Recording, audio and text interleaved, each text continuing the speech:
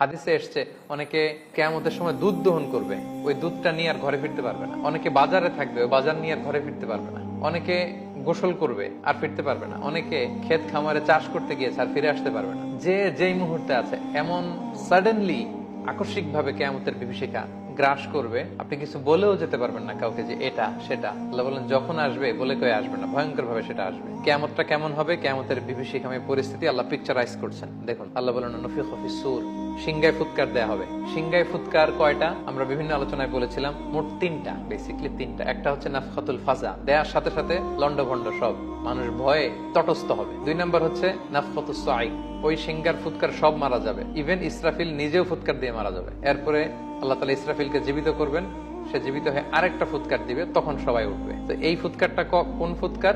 3 number ফুৎকার, the last whistle of the trumpet. যখন সিংহে ফুৎকার দেয়া হবে, ফাইদা হুম মিনাল আজদাসি